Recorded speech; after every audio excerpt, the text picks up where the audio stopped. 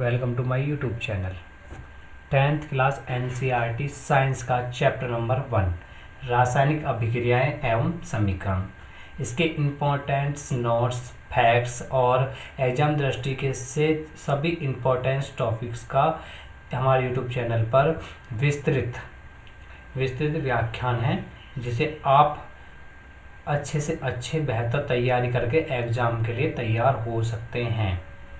तो हम स्टार्ट करते हैं आज का पहला चैप्टर, रासायनिक अभिक्रियाएं एवं समीकरण।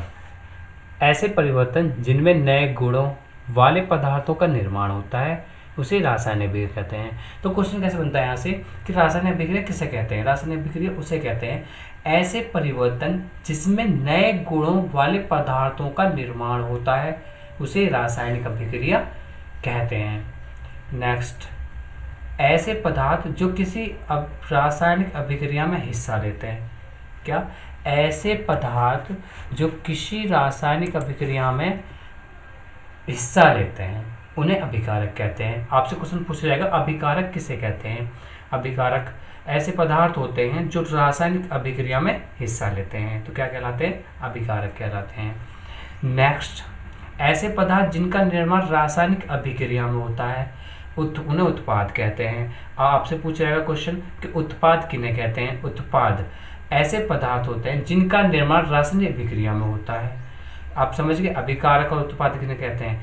जो रासायनिक अभिक्रिया में हिस्सा लेते हैं उन्हें अभिकारक कहते हैं। जो रासायनिक निर्माण अभिक्रिया जिनसे अभिक्रिया में जो हमारे पास रासायनिक अभिक्रिया हुई है उसमें जिस पदार्थ का निर्माण होता है उसे उत्पाद कहते हैं। उदाहरण के तौर पर देखते हैं, उदाहरण देखते हैं जी।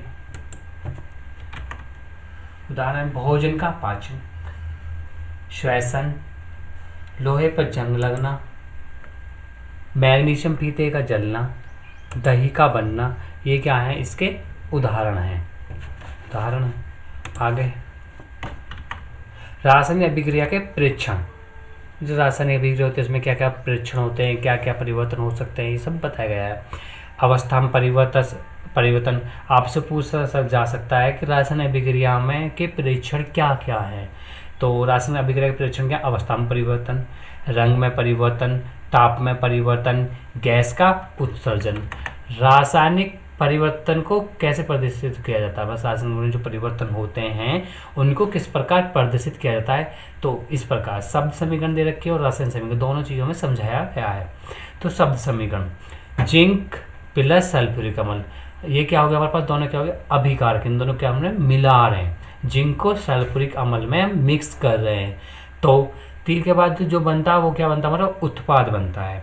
तो अब जिंक और सल्फ्यूरिक अम्ल को हमने मिलाया तो क्या क्या बना? जिंक सल्फेट तथा हाइड्रोजन। क्या क्या बन गया हमारे पास? जिंक सल्फेट तथा हाइड्रोजन। तो क्या हो गया हमारे पास? उत्पाद हो गया। अब नेक्स्ट, रासायनिक समीकरण दिया गया है। रासायनिक समीकरण में किस प्रकार प्रदर्शित करेंगे? जिंक को बोलते हैं Zn और प्लस सल्फ्यूरिक अम्ल को बोलते हैं H2SO4। जब Zn प्लस H2SO4 को दोनों को मिक्स किया जाता है, ऐड किया जाता है, तब ZnSO4 बनता है प्लस H2। ZnSO4 बनता है प्लस H2। ZnSO4 को जिंक सल्फेट और H2 को हम क्या बोलते हैं? हाइड्रोजन कहते हैं। नेक्स्ट, अब आपसे पूछता है रासायनिक समीकरण इसे कहते हैं। रासायनिक अभिक्रिया आपने पढ़ ली और अभिकारक आपने पढ़ लिए, उत्पाद आपने पढ़ लिए, परीक्षण के पढ़ लिए, उदाहरण पढ़ लिए और रासायनिक अभिक्रिया को कैसे प्रदर्शित करते हैं वो पढ़ लिया। अब आगे पढ़ते हैं रासायनिक समीकरण। अब आपसे क्वेश्चन पूछा जा सकता है रासायनिक समीकरण किसे कहते हैं? रासायनिक अभिक्रिया रासायनिक समीकरण द्वारा निरूपित की जाती है। जो हमारे पास रासायनिक अभिक्रिया होती है उसे हम रासायनिक समीकरण द्वारा निरूपित करते हैं। रासायनिक समीकरण में तत्वों के प्रतीक, रासायनिक समीकरण में तत्वों के प्रतीक या अभिकारक और उत्पादों के रासायनिक सूत्र उनकी भौतिक अवस्था के साथ लिखे जाते हैं। समझे? जो हमारे पास रासायनिक अभिक्रिया होती है वो रासायनिक समीकरण द्वारा निरूपित की जाती है। रासायनिक समीकरण में तत्वों के प्रतीक, जो रासायनिक समीकरण में जो तत्व होते हैं उनके प्रतीक जो होते हैं या अभिकारक, तत्व के प्रतीक या अभिकारक और उत्पादों के रासायनिक सूत्र उनकी भौतिक अवस्था के साथ लिखे जाते हैं। रासायनिक अभिक्रिया में आवश्यक परिस्थितियाँ, जो रासायनिक अभिक्रिया में जो आवश्यक परिस्थितियाँ होते हैं कौन कौन से हैं, जैसे ताप, दाब, उत्प्रेरक आदि को तीर के निशान के ऊपर या नीचे दर्शाया जाता है कि कितने ताप पे से हम गर्म कर रहे हैं, कितने ताप पे से हम ठंडा कर रहे हैं, कितने ताप पे हम इसे प्रेशर कर रहे हैं। ये सब हमारे कहाँ लिखी जाती है, तीर के ऊपर या नीचे दर्शाते हैं। और नेक्स्ट हेडिंग आती है रासायनिक अभिक्रिया को संतुलित करना। जैसे हमारे पास जो रासायनिक समीकरण की जो अभिक्रिया हैं उनको कैसे संतुलित करते हैं, बहुत सी बात क्वेश्चन पूछा जाता है पेपरों में, रासायनिक अभिक्रिया को संतुलित करना कैसे कहते हैं, और रासायनिक अभिक्रिया को संतुलित कराया भी जाता है, समीकरण दी जाती हैं तो उनको कैसे हम हल करते हैं, कैसे उन्हें संतुलित करते हैं। ठीक है, आगे देखो कि यह द्रव्यमान संरक्षण का नियम, जो हमारे पास रासायनिक अभिक्रिया को संतुलित करना, वो कौन सा नियम कर रहे हैं हम, द्रव्यमान संरक्षण का नियम। अब आपसे पूछा जा सकता है द्रव्यमान संरक्षण का नियम क्या होता है। तो किसी भी रासायनिक अभिक्रिया में द्रव्यमान का न तो निर्माण होता और न ही विनाश। तो द्रव्यमान संरक्षण का नियम क्या होता है, किसी भी रासायनिक अभिक्रिया में न द्रव्यमान का न तो निर्माण होगा, मतलब द्रव्यमान बन नहीं सकता और न ही नष्ट हो सकता। रासायनिक अभिक्रिया के पहले या अभिकारक एवं उसके पश्चात जो उत्पाद प्रत्येक तत्व, जो उनके प्रत्येक तत्वों के परमाणु की संख्या क्या होनी चाहिए, समान होनी चाहिए। आपने 9th क्लास में पढ़ लिया होगा परमाणु क्या होते हैं, तत्व क्या होते हैं। तो तत्वों के परमाणु संख्या क्या होनी चाहिए, समान होनी चाहिए। देखो चरणों में समझाया गया है कि रासायनिक अभिक्रिया को हम कैसे संतुलित करते हैं। तो रासायनिक समीकरण लिखकर प्रत्येक सूत्र के चारों बक्स बना लीजिए आप, या यूँ ही देख लीजिए। Fe प्लस H2, मतलब Fe को H2O में मिलाया जा रहा है, लोहे को जल में मिला रहे हैं, तो Fe2O4 plus Fe3O4 plus H2 बनता है। तो हम इस प्रकार एक सारणी सी बना लेते हैं, तत्व लिख लेते हैं। तत्व क्या है हमारे पास, Fe है, H है और O है। तत्व लिख लिए। LHS के अलग, RHS के अलग, परमाणु की संख्या लिखते हैं। LHS में क्या होते हैं, हमारे अभिकारक होते हैं, और RHS में क्या होते हैं, उत्पाद होते हैं। तो Fe में जो LHS में Fe का 1 परमाणु है, RHS में 3 परमाणु है, और हमारे LHS में हाइड्रोजन का 1 परमाणु है, और इधर दूसरे में क्या हमारे पास 2 परमाणु है। इसमें ऑक्सीजन का 1 परमाणु है, उत्पाद में 4 परमाणु है। तो हमें इनके संतुलित करना, इनके गुणांक करके नहीं है, इन्हें एक जैसा बनाना कि जितने इधर परमाणु है उतने ही इधर परमाणु होने चाहिए। तो सबसे अधिक परमाणु वाले तत्वों को अभिकारक या उत्पाद की साइड अनुचित गुणांक लगाकर संतुलित कीजिए। देखो Fe में हमारे पास इधर H2O के कितने, H के कितने, O के कितने, 4 है। तो हमने H2O के O के आगे हमें कितने लगा दिया, 4 लगा दिया। तो Fe3O4 प्लस H2, इससे में नहीं रखा। सभी तत्वों को परमाणु चरण 3 जैसे हम चरण 3 करा ऐसे ही संतुलित करना है। अब Fe के इधर देखो कितने हैं, इधर 1 है, तो Fe के इधर हमें 3 यानी कि 3 से मल्टीप्लाई कर दी तो कितना हो गया, 3Fe, इधर है ही Fe। और जो हमने 3Fe कर दिया। अब नेक्स्ट देखते हैं, इधर हमारे पास H के कितने थे, हमारे पास H के हैं 4 लगे हुए हैं, 4 लगे हुए हैं। तो H के भी इधर कितने लगा दिए हमने, 4 लगा दिए, ये लगा दिए 4, इधर भी 4 हो गए, इधर भी 4 हो गए। अब H के कितने हो गए, 4 दूनी 8, इधर भी 4 दूनी 8। O के कितने हो गए, 4, O के 4, Fe के 3, Fe के 3। तो क्या हो गया, समीकरण हमारे पास क्या होगी, पूरी संतुलित हो गई। तत्व के जो परमाणु है क्या हो गया, हमारे पास समान हो गए। सभी तत्वों की परमाणु संख्या अभिक्रिया के दोनों ओर समान है। नेक्स्ट चरण 5, अभिकारक एवं उत्पादों की भौतिक अवस्थाएं लिखना। ठोस, जो हमारे पास अभिकारक होते हैं उत्पादों की भौतिक अवस्था कैसे लिखनी है। अगर ठोस है तो S लिख देते हैं, द्रव है तो I लिख देते हैं, गैस है तो G लिख देते हैं, और जलीय विलीन है तो AQ लिख देते हैं। ये हमारे पास क्या है कि अभिकारक उत्पादों को भौतिक अवस्थाओं को लिखना, प्रदर्शित करना। तो ठोस को हम S लिखते हैं, द्रव को I लिखते हैं, गैस अवस्था को G लिखते हैं। जैसे हमारे पास Fe क्या हमारे पास लोहा, लोहा क्या होता है, ठोस होता है, ठोस को सॉलिड है, सॉलिड हमने क्या लिख दिया, S लिख दिया। प्लस H2O हमारे पास जल भी है, ऑक्सीजन भी है, O मिला हुआ ऑक्सीजन। तो हमारे पास क्या हो गया, G। आगे हमारे पास Fe3O4 गलत है, हमारे पास Fe3O4 है, प्लस क्या 4H2, क्या H2 क्या हाइड्रोजन क्या हमारे पास गैस है। ठीक है, चरण नंबर 6, कुछ आवश्यक परिस्थितियां जैसे ताप, दाब आदि को तीर के निशान के ऊपर या नीचे लिखें। अगर कुछ आवश्यक परिस्थितियां जैसे हैं, तुम्हें कितने पे गर्म कर रहा है, कितने पे प्रेशर क्या है, तो उसे तीर के ऊपर नीचे लिख सकते हैं। रासायनिक अभिक्रियाओं के प्रकार। तो रासायनिक अभिक्रियाओं के निम्न प्रकार होते हैं। सबसे पहले बताया गया संयोजन प्रकार। तो आप संयोजन जो अभिक्रिया होती है वो किस प्रकार होती है। संयोजन अभिक्रिया अलग से भी पूछी जा सकती है। ये अलग से भी क्वेश्चन बन सकता है कि संयोजन अभिक्रिया पर टिप्पणी लिखिए, संयोजन अभिक्रिया किसे कहते हैं, तो या अब रासायनिक अभिक्रिया के प्रकार में भी हम दे सकते हैं। तो इस संयोजन अभिक्रिया क्या है।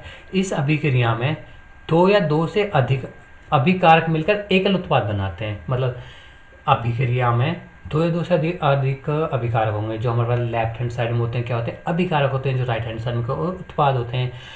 जब दो या दो से अधिक अभिकारक मिलकर एक एकल उत्पाद का निर्माण करते हैं उन्हें क्या होते हैं, संयोजन अभिक्रिया। जैसे कि होता है ए को बी में मिलाया तो क्या बन गया, सी बन गया।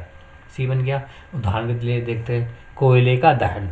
कोयले का दहन कैसे होता है, C+O कार्बन और ऑक्सीजन दोनों को मिक्स किया। सी कार्बन क्या हमारे पास ठोस है और O क्या O2 क्या गैस है, तो दोनों मिला के बनेंगे CO2। CO2 क्या होते हैं, कार्बन डाइऑक्साइड किसे बोलते हैं, गैस। नेक्स्ट जल का निर्माण। हाइड्रोजन और ऑक्सीजन को मिलाया 2H2 प्लस O2 दोनों गैस है हमारे पास, H2 और O2। हाइड्रोजन और ऑक्सीजन को मिलाते हैं तो क्या बनता है, जल बनता है, यानी कि लिक्विड बनता है, द्रव। H2O। आगे सेकेंड थर्ड है हमारे पास CaO प्लस H2O। CaO बोलते हैं बिना भुजा हुआ चूना, बिना भुजा हुआ चूना। अगर हम इसको किसके कैल्शियम ऑक्साइड को जल में मिलाते हैं, CaO मतलब कैल्शियम ऑक्साइड, और हम जल में मिलाते हैं तो क्या बनता है, CaOH का होल्टवाइज, CaOH का होल्टवाइज जो क्या बन जाता है, भुजा हुआ चूना। नेक्स्ट अभिक्रिया होती है ऊष्माक्षेपी अभिक्रिया। बहुत बार इंपॉर्टेंट एग्जाम में बार बार पूछी जाती है। ऊष्माक्षेपी अभिक्रिया कैसे कहते हैं, ऊष्माक्षेपी अभिक्रिया पर टिप्पणी लिखिए। तो जिन अभिक्रियाओं में उत्पादों के निर्माण के साथ साथ ऊष्मा का भी उत्सर्जन होता है। जिन अभिक्रियाओं में उत्पाद के निर्माण के साथ साथ, जैसे हमारे को हम अभिक्रिया बना रहे हैं, अभिक्रिया करा रहे हैं, उसमें उत्पाद तो बनता ही है, उसके साथ साथ ऊष्मा का भी उत्सर्जन होता है, उसे कहते हैं ऊष्माक्षेपी अभिक्रिया। देख लेते हैं इसके समय कैसे हैं। नंबर 1 प्राकृतिक गैस का दान। प्राकृतिक गैस का दान CH4 मेथेन। O2 यानी ऑक्सीजन मिला रहे हैं, CH4 में O2 मिला रहे हैं तो क्या बन गया, CO2 बन गया प्लस के H2 प्लस कुछ ऊष्मा प्राप्त हो गई इसमें। हम अगर CH4 को O2 में मिलाते हैं तो कार्बन डाइऑक्साइड प्लस हमारे पास जल प्राप्त होता है और कुछ ऊष्मा प्राप्त होती है। सेकंड श्वसन की ऊष्माक्षेपी अभिक्रिया, श्वसन की, ठीक है। C6H12O6 ग्लूकोज प्लस ऑक्सीजन मिला रहे हैं हम O2, तो C6H12O6 और प्लस के 6O2 तो क्या बनता है 6CO2। मतलब हमारे कार्बन परमाणु के 6 कार्बन परमाणु, कार्बन जो परमाणु है हमारे पास, जो हमारे पास कार्बन डाइऑक्साइड है उसके 6 परमाणु बन गए, प्लस में कुछ जल निकल गया और थोड़ा सा क्या जो हमारे पास इन दोनों क्रिया कारण पे क्या प्राप्त हुआ, हमें ऊष्मा, ऊर्जा, ऊष्मा क्या हो, उत्सर्जन हुआ। तो कौन सी अभिक्रिया होगी, ऊष्माक्षेपी अभिक्रिया। आगे नेक्स्ट देखते हैं वियोजन अभिक्रिया। वियोजन अभिक्रिया पर टिप्पणी बाय कभी पूछी जाती रहती है। ये हमारे पास संयोजन अभिक्रिया की अपोजिट होती है, मतलब उल्टी होती है। उसमें तो दो अभिकारकों को मिलाकर एक उत्पाद बनाया जाता है। इसमें एक अभिकारक को तोड़कर एक अभिकारक को तोड़कर दो उत्पाद बनाए जाते हैं। जैसे ए को हमने तोड़ा तो क्या बन गया, B+C। मतलब अभिकारक क्या एक है, उत्पाद कितने बन गए, 2। तो क्या होगी, वियोजन हो गई, टुकड़ों में बदल गई, वियोजन अभिक्रिया। इसमें इसके वे देख लेते हैं रासायनिक भौतिक गुण। ऊष्मा वियोजन, ऊष्मा द्वारा किया गया वियोजन। उदाहरण FeSO4 फेरस सल्फेट, ऊष्मा दे रहे हैं हम, इसे ऊष्मा गर्म कर रहे हैं तो क्या बन गया, Fe2O3।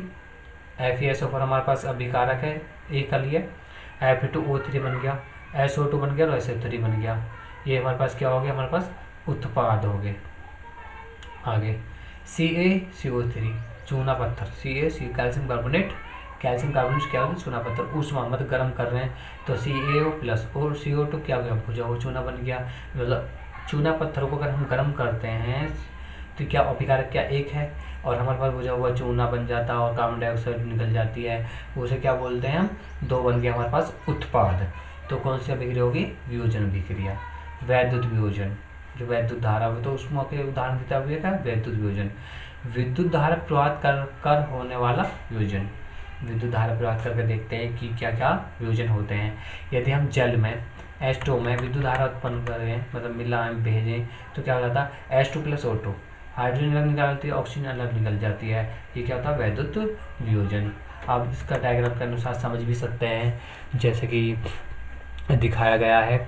हमारे पास इधर ऑक्सीजन, देखो हमारे पास ये हमारा दोनों क्या एनोड कैथोड, ये हमारे पास बैटरी लगी हुई है। ये हमारे पास एथोड कैथोड दोनों हमारे पॉजिटिव नेगेटिव वो हो गए। हमने इसमें धारा दी, इसमें क्या हमारे पास जल है, पानी मिला हुआ, जल मिला हुआ, तो हमारे पास क्या है, इसको हम क्या कर रहे हैं, करंट दे रहे हैं, धारा दे रहे हैं। धारा देने पे क्या क्या होता है, धारा देने पे क्या होता है, ऑक्सीजन निकल जाती है और हाइड्रोजन निकल जाती है, दोनों अलग अलग हो जाते हैं। तो ये क्या हमारा विद्युत धारा का वियोजन, विद्युत धारा प्राप्त करने पर जो क्या वियोजन होते हैं ये दर्शाया गया।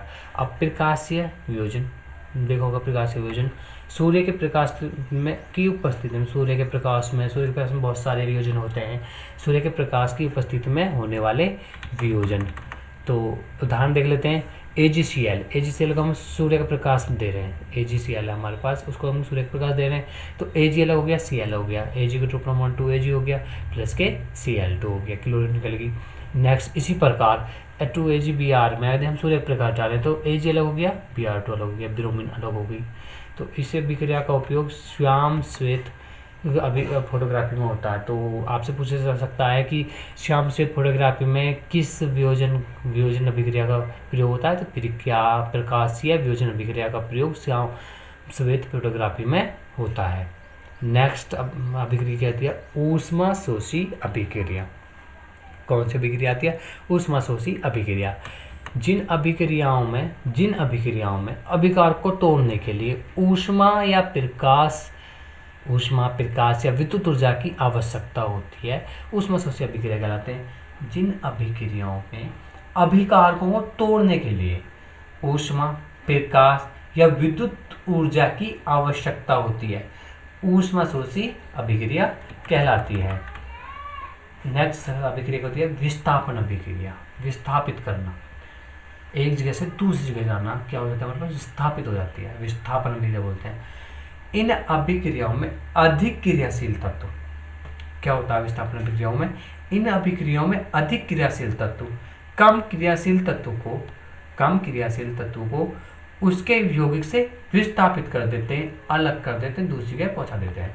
क्या होता है, अलग कर देते हैं। देखो क्या होता है विस्थापन अभिक्रिया में, जो हमारे पास अधिक क्रियाशील तत्व है, मतलब ज़्यादा ताकतवर है, और कम क्रियाशील तत्व जो कम ताकतवर है, उसे उसी के यौगिक से क्या करते हैं, विस्थापित करते हैं। आपने एक्चुअली लाइफ में देखा है, कमज़ोर बच्चों को अलग हटा दिया जाता है, बड़े जो वे होते हैं जिनमें अधिक पावर होती है वो कम पावर वाले बच्चों को हटा देते हैं, कम।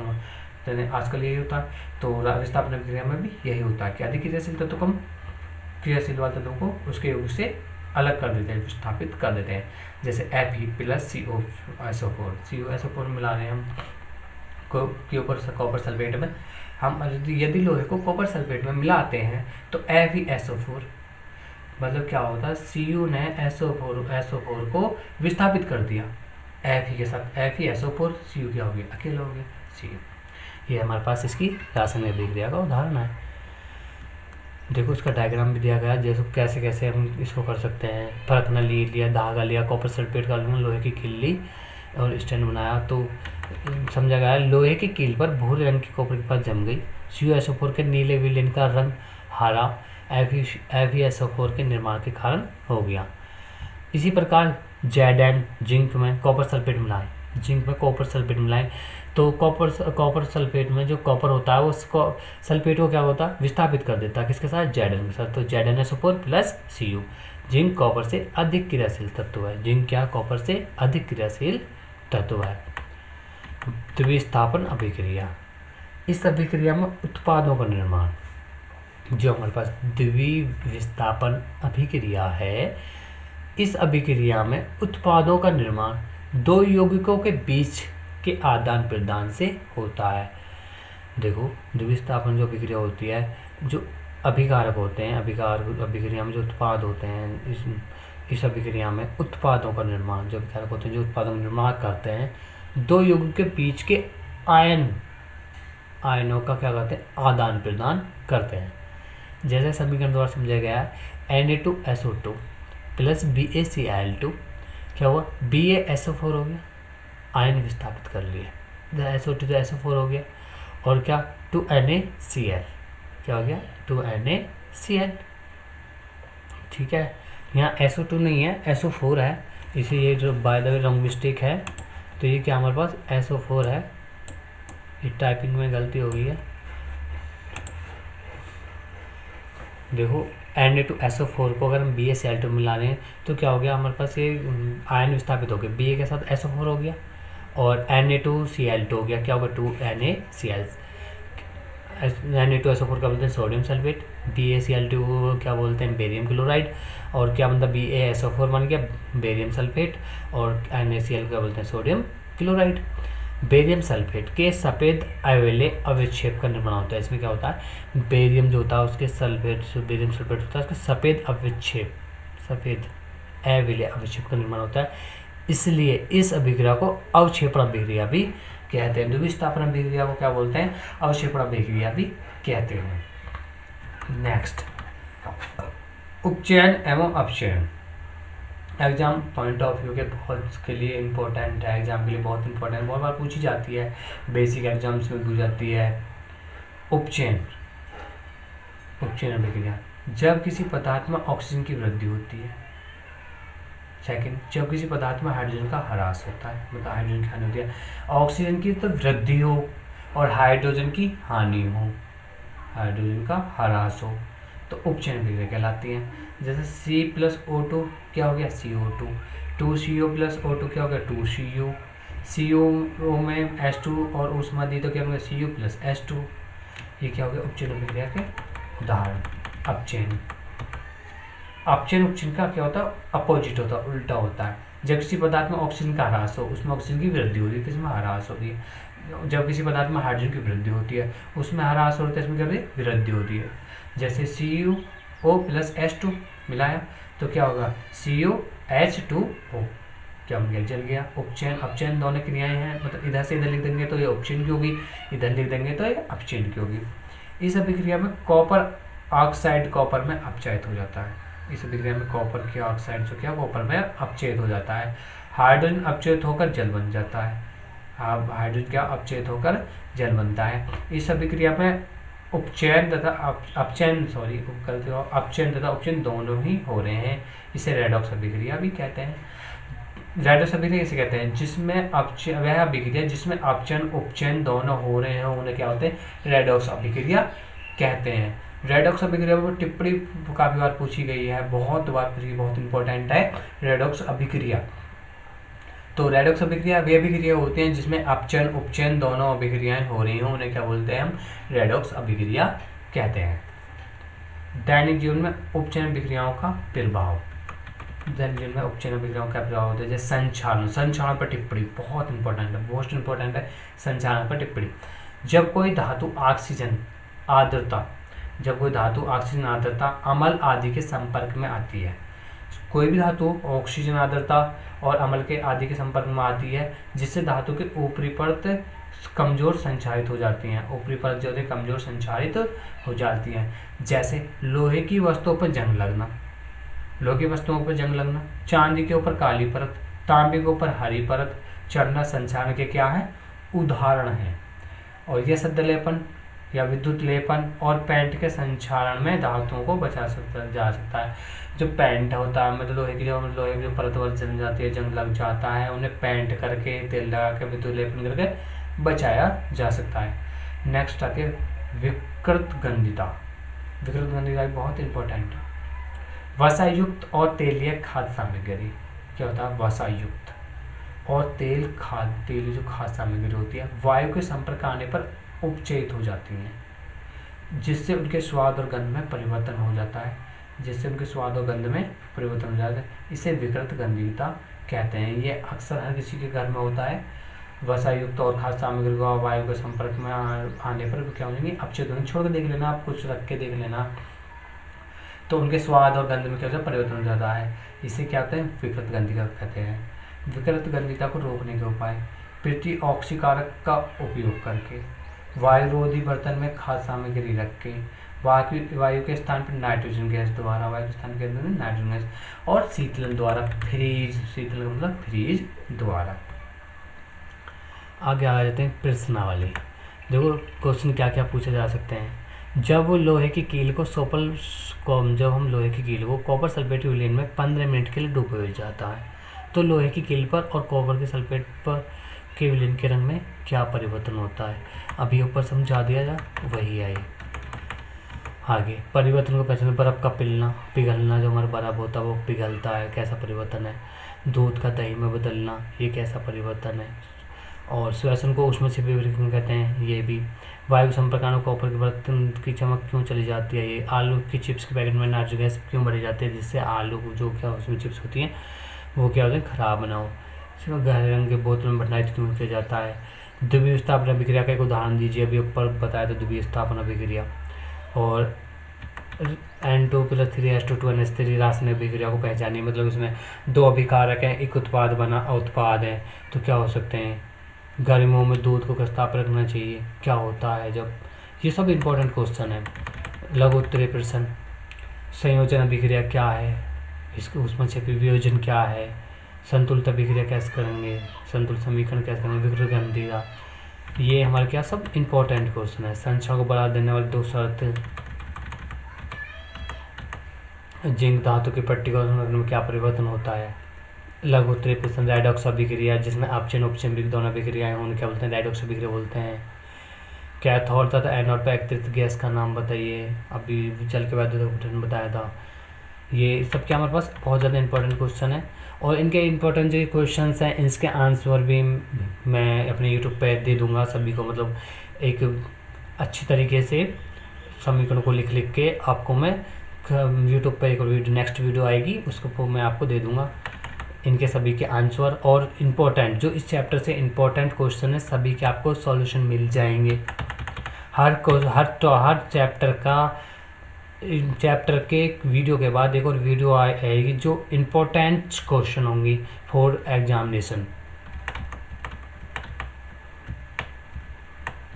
देखो ये सभी प्रश्न है, ये हमारे पास दीर्घ उत्तरीय प्रश्न जो हमारे पास किस आते हैं। फिर देखो विक्रिया का प्रकार बताइए, रासायनिक समीकरण संतुलित कीजिए, इनकी प्रैक्टिस कीजिए, समीकरण को संतुलित कैसे करते हैं समझा दिया है।